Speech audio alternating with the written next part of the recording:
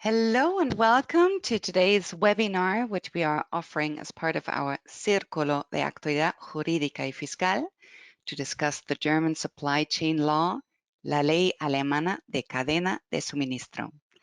I want to send out a special and purple welcome to the ladies in the audience on this International Women's Day. My name is Maria Antonia von Schönburg, and I am in charge of membership and events at the German Chamber of Commerce for Spain.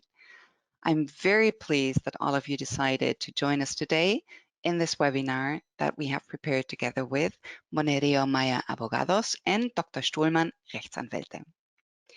During the event, you can send your questions using the questions preguntas field on your right.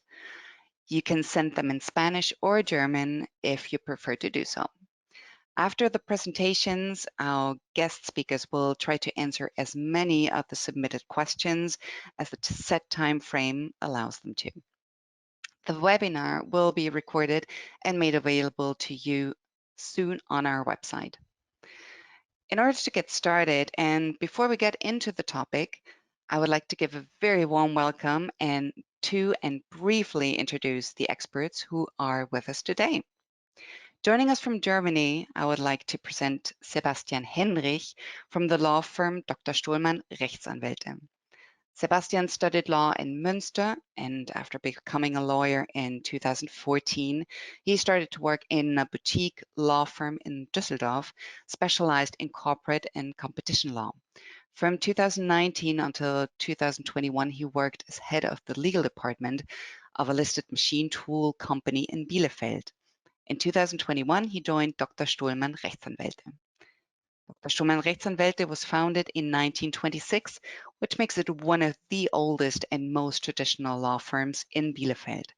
It focuses on providing comprehensive advice to medium-sized companies in industry, trade, and the service sector. Furthermore, its clients include everything from handicraft enterprises to insurance companies, from institutions under public law to private individuals. And joining us from Madrid are Christian Krause and Michael Fries. Christian Krause leads the Corporate and Business Transactions Department of Monereo, Meyer, Abogados. He specializes in corporate law, M&A, commercial procurement, and foreign capital investment in Spain and Latin America. He has a degree in economic law from Universidad de Deusto and also studied at Universität Hamburg and Universidad de Costa Rica. Michael Fries leads the Dispute Resolution Department at Monereo, Meyer, Abogados. He specializes in civil and commercial litigation and has wide-ranging professional experience in matters related to insolvency, contentious proceedings, distribution, commercial agency, and inheritance. Monereo, Meyer, Abogados is a Spanish law firm founded in 1989. The firm specializes in advising banks and foreign companies with economic activities in Spain, especially from German-speaking countries. It has a team of 35 lawyers, the majority of whom are qualified to practice in different jurisdictions. The firm is founding member of CBBL, Cross-Border Business Law AG, the first and only worldwide network of German-speaking law firms present in 60 countries and on 5 continents. And after these presentations, I will now hand over the microphone to Christian Krause, who will give us an introduction to the topic. Christian, the floor is yours. Thank you very much, Maria Antonia, and also thank you to the Chamber to give us the opportunity to briefly explain the impact of the German supply chain law. As an introduction, I would like to share with you some thoughts to be further discussed by our speaker, Mr. Henrich. In an increasingly global economy where business activity is highly decentralized, German supply chain law was enacted with the main purpose to force companies to consider and follow certain standards regarding protection of human rights and protection of environmental standards, and regulates also how companies should identify, prevent, or mitigate the risks of infringement of those standards.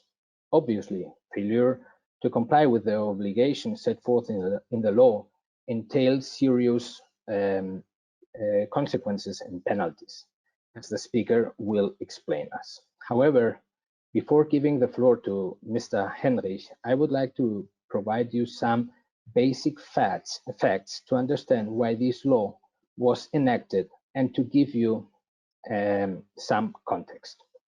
Nowadays, more than 450 million people work in supply chains worldwide. More than 80% of world trade is related to the supply chains of multinational companies. 160 million children were victims of child labor, 79 million of them in hazardous work. Supply chains are accountable for 50% of total emissions, and in Spain, logistic and material transport activities are responsible for roughly 25% of CO2 emissions. And finally, and this is where I believe the new law has an impact, less than 20% of the supply chain managers claim to have an overview of sustainable supply chain practices. Having said that, I'm happy to welcome and to give the floor to Mr. Henrich. Thank you.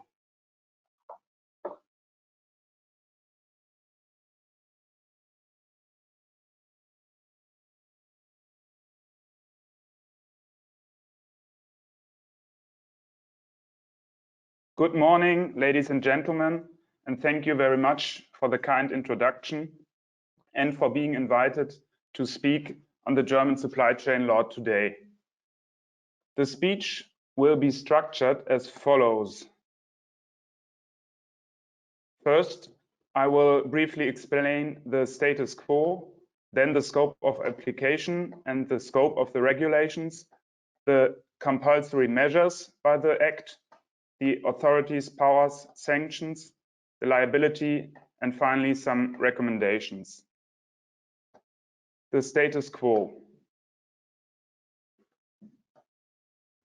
The formal name of the Act is the Act on Corporate Due Diligence Obligations for the Prevention of Human Rights Violations in Supply Chains.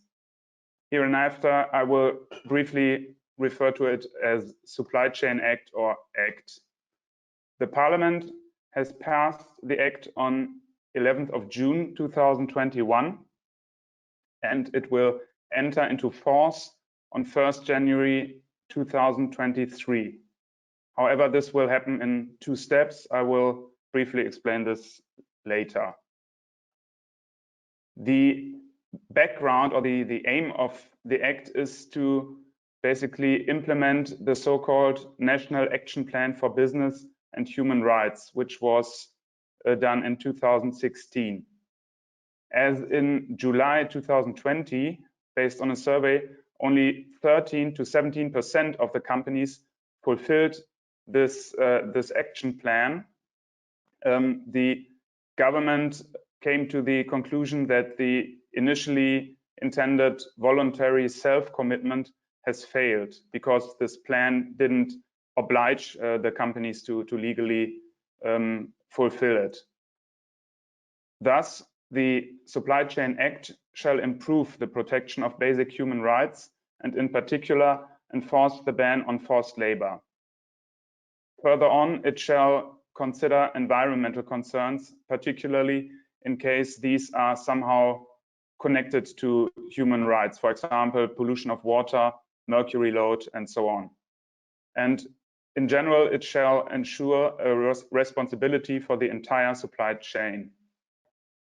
Just to get a brief understanding of the human rights situations, still in 2016, it was said that 1 in 10 children are forced to work. And here's a short overview. This is 9.6 in total worldwide, with the biggest amount of 19.6% in Africa, 7.4% in Asia and Pacifics, 5.3 in Americas, then 4.1 in Europe and Central Asia, so we are also not perfect in this regard, and 2.9% in the Arab countries. Despite this, of course, good cause and supportable aim for the regulations of the Supply Chain Act, the Act has also faced vast criticism from economy and trade associations, and also from my legal colleagues in legal literature. Amongst others, it was said that the Act kind of commissions private entities for public matters, meaning that things like preventing forced labor to happen should be taken care of by states and not be put to the private economy to take care of. Further on, it was said that the Act implies indirect duties also for smaller companies that are normally not bound by the Act. We will also talk about this later. And it's also said that the regulations should be partially unclear for everyone to understand. In the end, I would say this is kind of an idle discussion.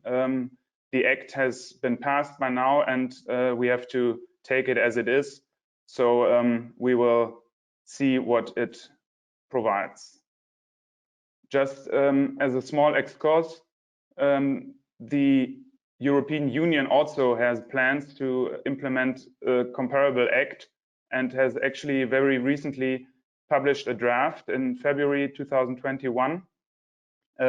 These regulations will partially be even stricter than the German Act, particularly for some industries that seem to be problematic in this human rights context, like textiles, leather, shoes, farming, raw materials, food, minerals, chemistry, and the finance sector. Of course, this is just a draft right now, and the legislative procedure should be followed, and changes to this draft are possible. The date on which this will take effect is yet unknown. But back to the German law, the scope of application. The Supply Chain Act applies in general under the two following conditions. The first is with respect to location and nature of the enterprise. The second with respect to its size. Any of the following located in Germany can be bound by the Act if there's the central administration, the principal place of business, the administrative headquarters, or the statutory seat, but also if there is a branch office in Germany. With respect to size, when the Act will take effect in 2023, it's 3,000 employees that must be busy working in Germany, but only 1 year later, 2024, this number will be reduced to 1,000 employees. And one important point, particularly for group companies, within affiliated companies, the employees of all enterprises belonging to the group who are employed in Germany must be taken into account of the parent company. So it always focuses on the parent company in this case. Let's further discuss this group scenario. In general, as we have just said, the obligation under the Act arises from the above mentioned requirements, meaning there should be at least a German branch office, and for the beginning 3,000, later on 1,000 employees in Germany. However, in group scenarios, affiliated companies can be indirectly obliged. The Act says or requires in this concept, in affiliated enterprises, the parent company's own business area includes a group company if the parent company exercises a decisive influence on the group company. This means that if the German parent company has a decisive influence on a foreign subsidiary, the parent company must fulfill the complete due diligence catalog with respect to the subsidiary, regardless of whether the subsidiary conducts business in Germany or exports to Germany. If the parent company does not exercise decisive influence, it can still be obliged as an indirect or direct supplier. We will talk about this later. The scope of the regulations. This particularly takes into account two major fields, human rights and environment-related risks. Taking a look at the human rights, this particularly considers child labor, the prohibition of the so-called worst forms of child labor for children under 18 years of age, for example, slavery, prostitution, harmful work, the unequal treatment in employment, for example, based on national or ethnic origin, or the withholding of an adequate living wage. With respect to environmental related risks, this covers, for example, the manufacture or use of mercury or mercury added products, production and use of certain chemicals, handling, collection, storage and disposal of waste, and the import or export of hazardous waste. With respect to the term supply chain, this refers to all products and services of an enterprise, including all steps in Germany and abroad that are necessary to produce the products and provide the services, starting with the raw materials and ending with the delivery to the end customer. It includes the actions of an enterprise in its own business area, the actions of direct suppliers, but also the actions of indirect suppliers. Thus, this term is understood rather widely, with, however, a concentration on own business area and direct suppliers.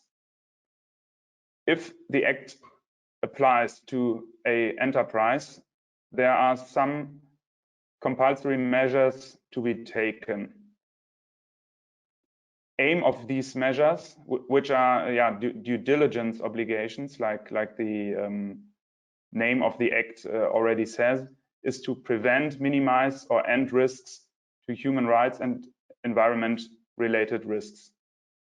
Important is that the implementation of the law is not a one-time task, but a repetitive cycle. Means that if you have once set your company with respect to the Supply Chain Act, you're not done. You have to continuously work on this. Necessary and sufficient by the law is the fulfillment of several measures which follow now. You have to establish a risk management system. You have to designate responsible people within the enterprise. You have to perform a risk analysis and issue a policy statement. You have to lay down preventive measures and take remedial action if necessary. You have to establish a complaints procedure and implement due diligence obligations with regard to risks at indirect suppliers. And finally, you have to document and report. Starting with the measures in detail, you have to establish an appropriate and effective risk management system to comply with the Act. This must be embedded in all relevant business processes through appropriate measures. It must cover any risks that the enterprise has caused or contributed to within its supply chain, and must provide for a clear responsibility, for example, by appointing a human rights officer. The senior management must continuously seek information on this at least once a year. Second, you have to perform a risk analysis, an appropriate risk analysis. Like we heard before with respect to the risk management system, there's always a certain focus on appropriate measures. For example, looking back at the risk analysis, you have to do a risk mapping according to business areas, locations, products, countries of origin. Aim of this is to identify any risks in your own business area and at your direct suppliers. If you identify such risks, they must be weighted and prioritized. And criteria for this can, for example, be the possibilities to influence anything, the probability of the occurrence of a risk, or the potential damage. The analysis has to be updated regularly, or in case of extraordinary events. For example, if you start to conduct any new business or go to new markets or situations like this. To summarize this, it's all about identification, assessment, and prioritization of the risks. Then thirdly, the enterprise has to issue a policy statement on its human rights strategy. The senior management must adopt this statement, and it has to contain at least the following. It has to describe the procedure by which the enterprise fulfills the obligations. It has to identify priority risks based on the risk analysis, and it has to mention the expectations placed by the enterprise on its employees and on its suppliers in the supply chain. Some companies have already published reports like this. However, as the Supply Chain Act is not yet in place, and as some companies have actually followed the National Action Plan for Business and Human Rights, I think that all these reports available are not based on the Supply Chain Act, but on the National Action Plan.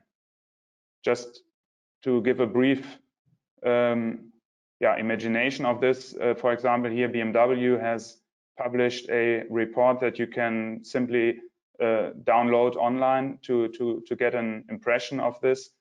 And they already did this with respect to their supply network.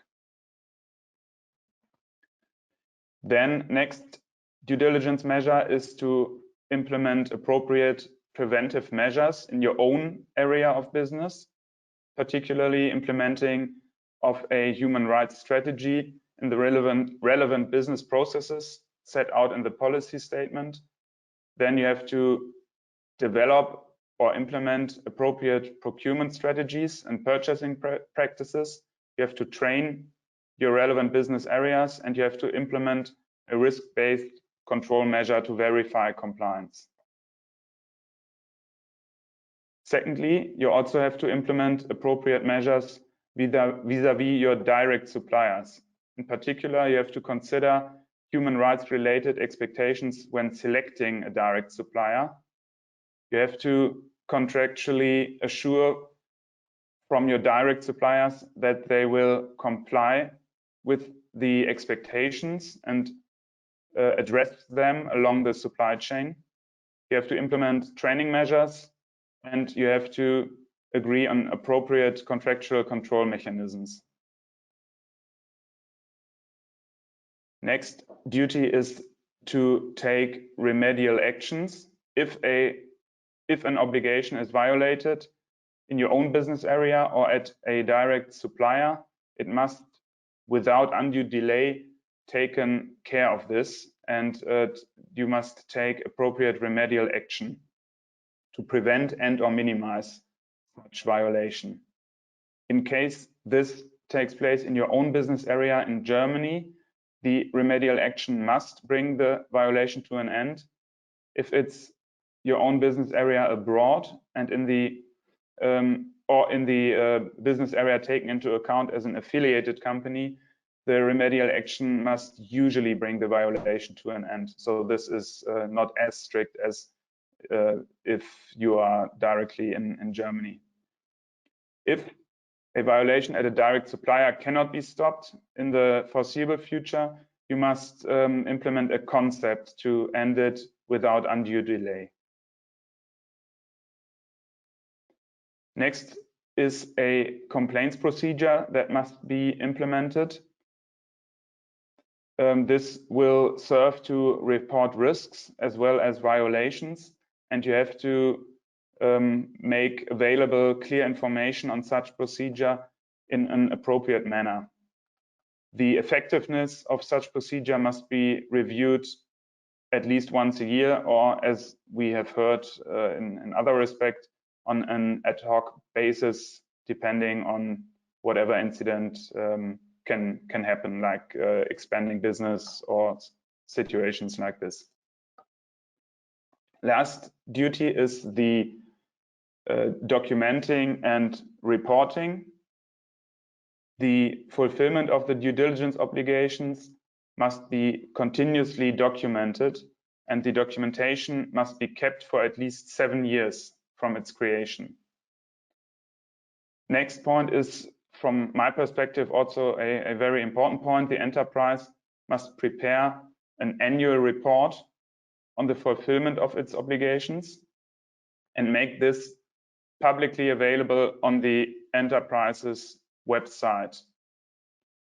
This report must at least state whether any risks or violations have been identified, and if so, which ones these are, the measures undertaken to fulfill the obligations under the Act, and an assessment of the impact and effectiveness of the measures, as well as the conclusion drawn from the latest assessment for any future measures.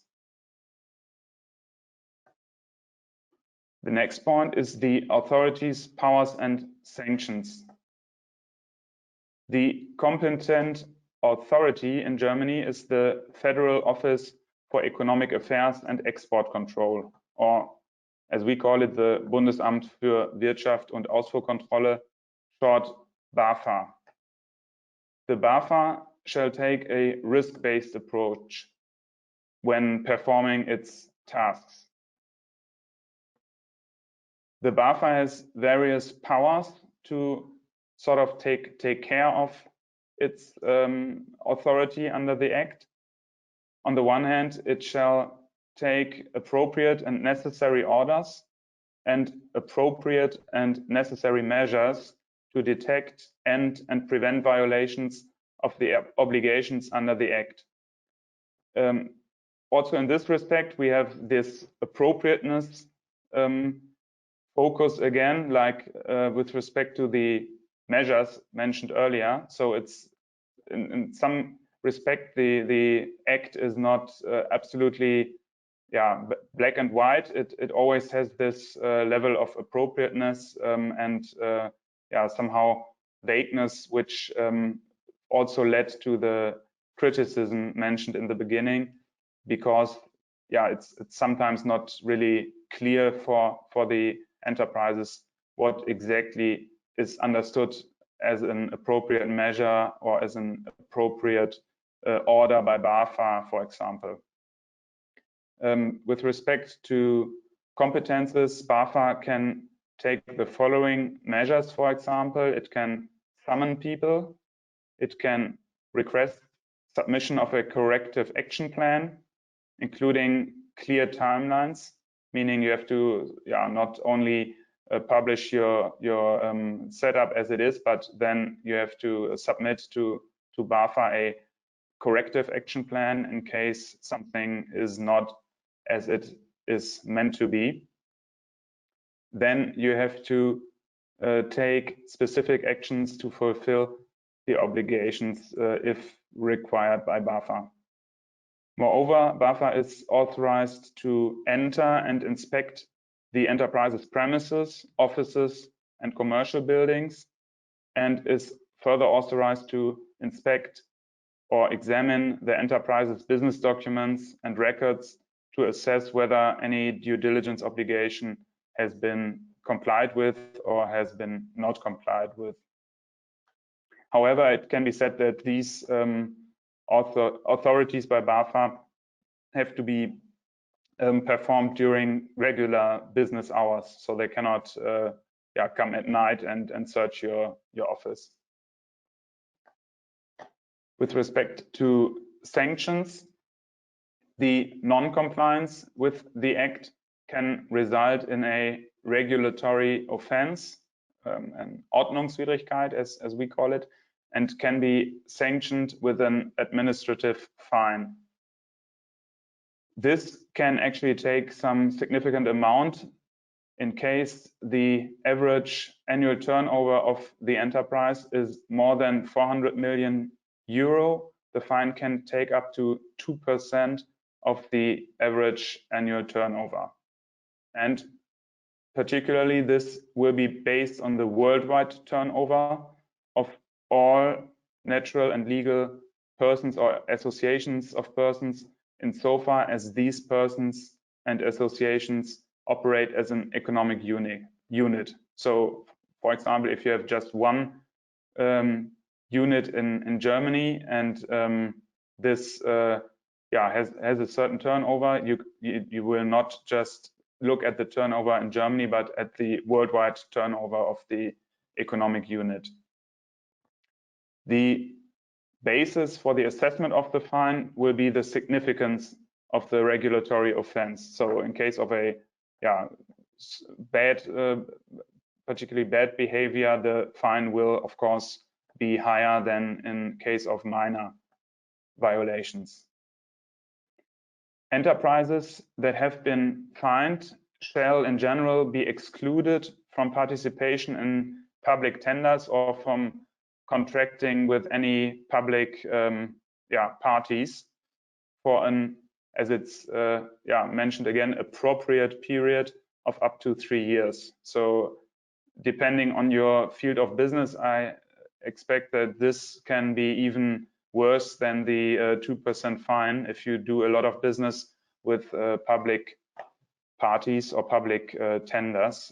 This can be from a financial perspective maybe even worse. With respect to liability, the good point in this respect, the Act does not create any new civil liability regulations. However, the liability under civil law, according to German or foreign law, whatever applies, continues to apply also with respect to the supply chain.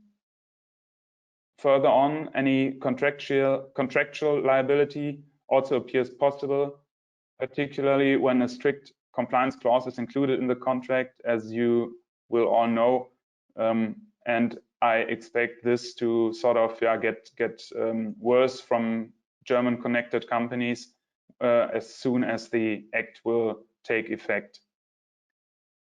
Moreover, enterprises might also include contractual penalties to ensure compliance in their own supply chain, and further on compel contracting parties to do the same. So you will sort of pass on this duty to your own contractual partner.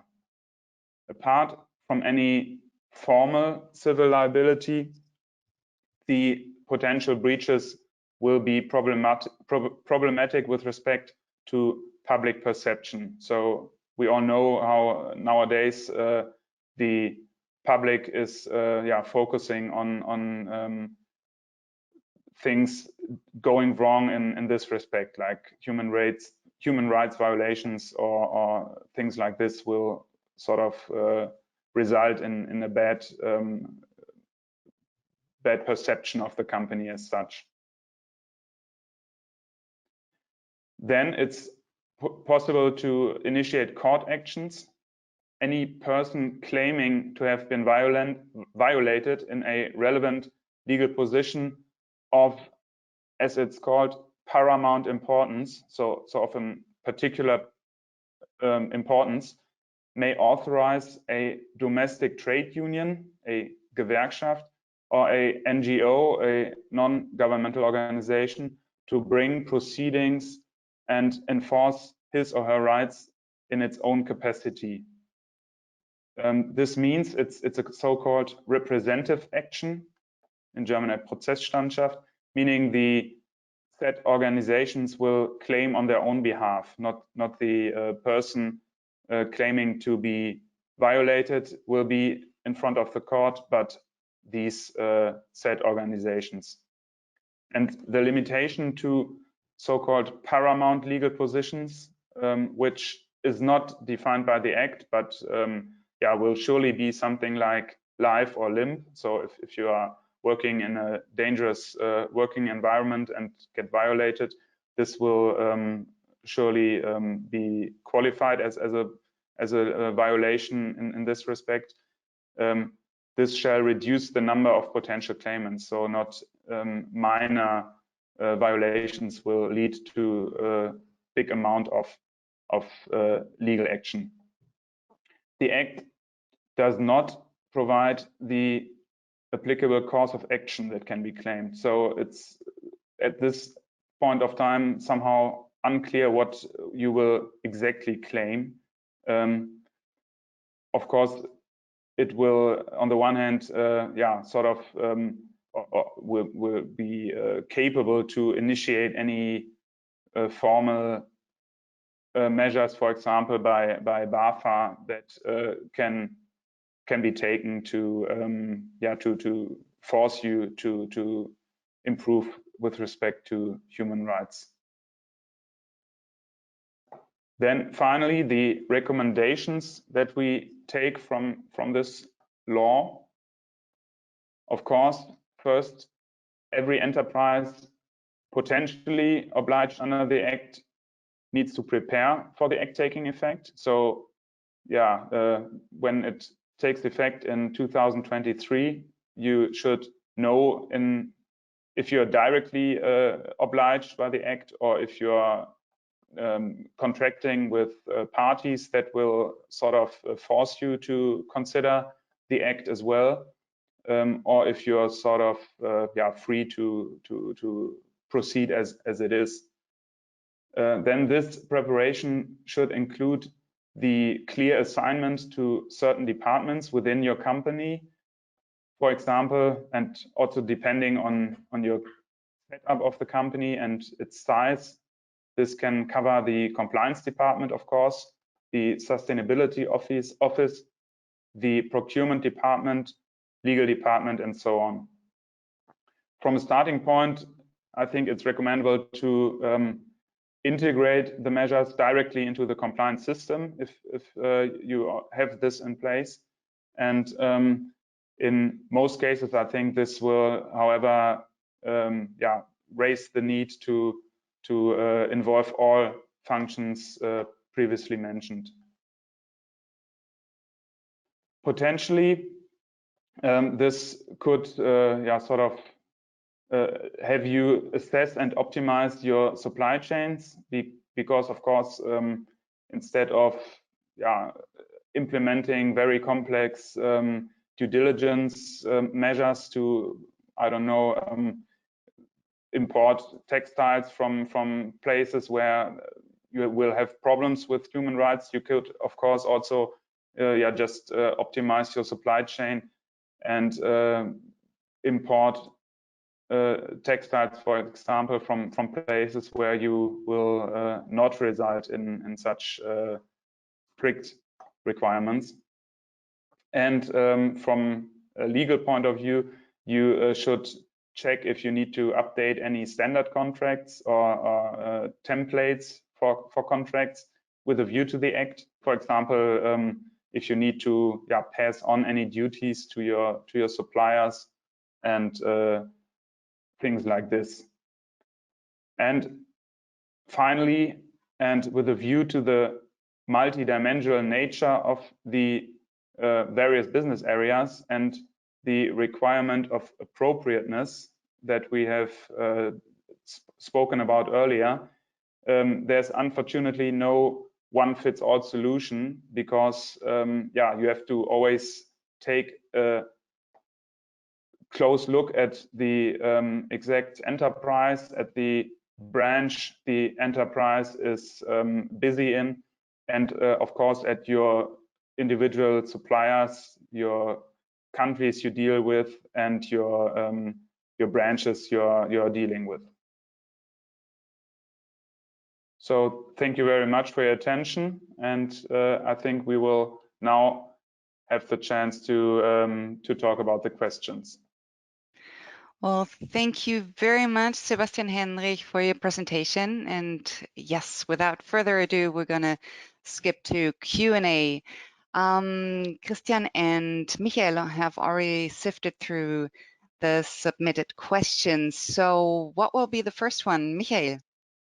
Okay. Thank you, Maria Antonia. Thank you, Dr. Henrich, for this very interesting presentation of a very important law, I think. I think the actual situation shows the importance of the influence of economic power in order to end the war or just improve the conditions of living in a globalized world. That's why I think it's really a very important law and a very important sign. Apart from this,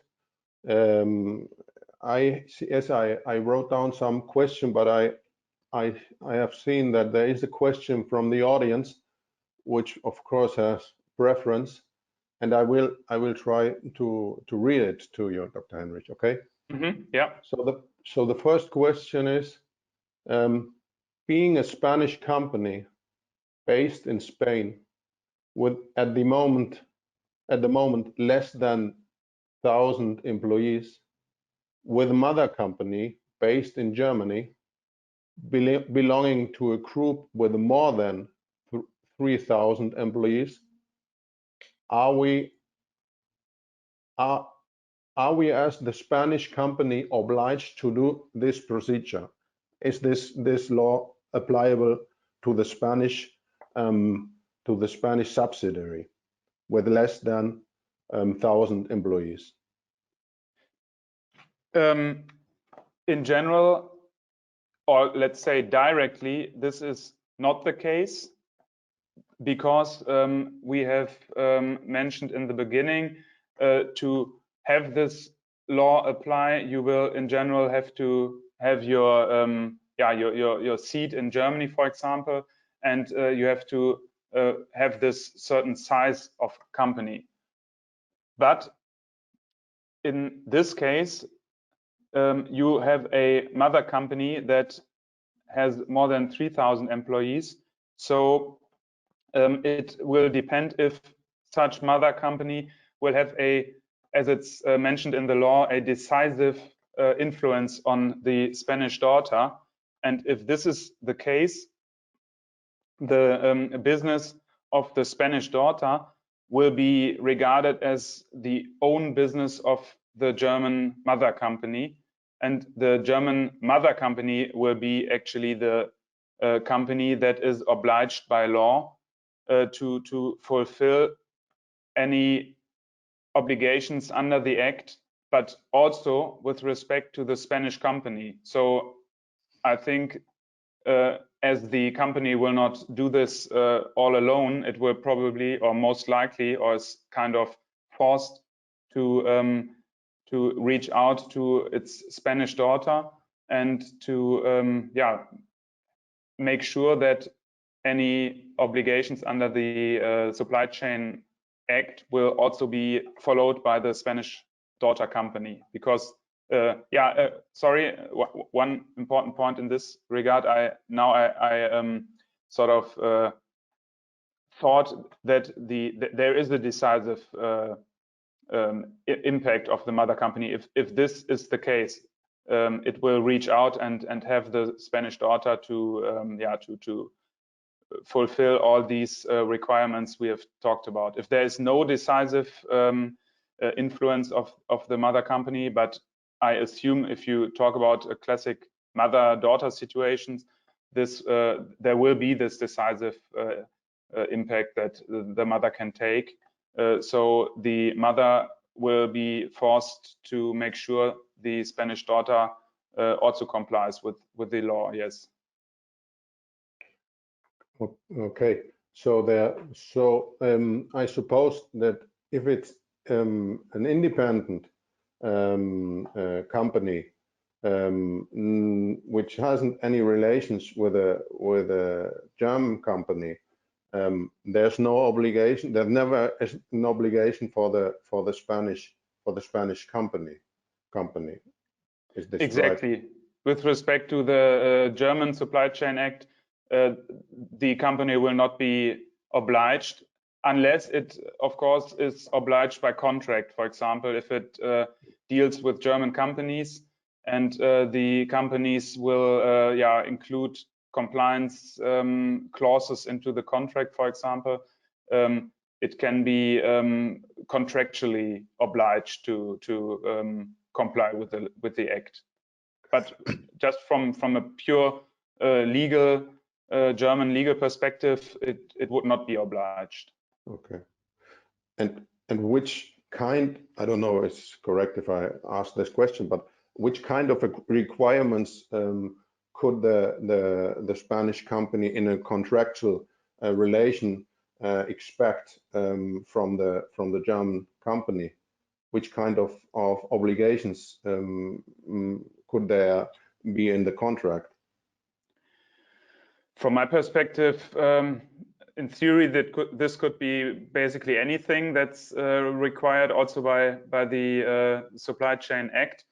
I would expect certain obligations to be more realistic or more common to be included, like ensuring to set up your supply chain in a way that you do not violate human risks or stuff like this. Other duties that you will or that you would have to follow as a German company obliged by the law, like for example this policy statement by the company. I'm sure that this will normally not be something a contractual partner will force you to do, because this, I think, will not really make sense to force a Spanish company you deal with to publish any kind of statement, although it's legally not obliged to do so. And there are no more questions in the chat box. One more question from my side, perhaps, like, is it necessary for the companies to whom it applies this law to appoint a human rights officer, to have a person in the company which has this function of a human rights officer? To sort of shorten this answer, it's not necessary, but it, however, is necessary to have clear responsibilities in the company, which can be done, for example, by appointing a human rights officer, but it does not necessarily has to be a person with this formal function. If you have clear responsibilities inside your company, this can be sufficient. But it's expressly mentioned as a potential measure within your enterprise in the Act itself. So the Act sort of thinks about this as a proper measure to implement the obligations. Okay, and another question in general terms, if you detect of your contractual in the company you're doing business is violating the human rights, or there is children are working for this company, are you forced to end or terminate the contractual relation, the business relation with this company, or what do you have to do? In general, there's no like strict obligation to do this, and the aim of the law is also not to sort of rearrange business contracts, or to sort of shuffle the contractual partners, but the Act wants to improve everything. So the measures that you are obliged to do according to the Act sort of rather aim on improving this human rights situations. So you don't have to sort of directly stop any contractual relationship in case there is some problem in the supply chain. You should rather try to improve this situation and take measures to avoid the human rights violation instead of just stopping right now, right after detecting it. But as a final measure, if there's no chance to sort of stop or improve the situation, I think there might be like also taking this appropriateness approach that the Act supplies. I think you will in the end be forced to end a contractual relationship if there's no chance to improve it. Okay, so there's still no more questions in the chat box, and I don't know if Christian has some more questions. If not so, I would give back to Maria Antonia, and thank you very much again, Dr. Henrich. Thank you. No question from my side. Okay. Michael, did you see the last one I sent you just Yes. a couple minutes ago? Oh, sorry. Coming back to the first question, there's another sorry. question from the audience. Okay, Christian. In the case the Spanish company exceeds the 1,000 employees as from 1st of January 2024, is it obliged then to do this procedure?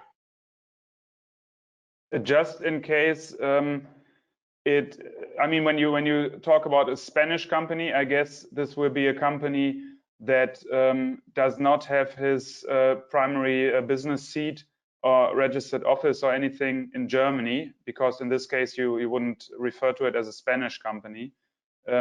But in case the company has, for example, a branch office in Germany and 1,000 employees in Germany, this is of course also important that you count the number of employees in Germany, then the company will be obliged.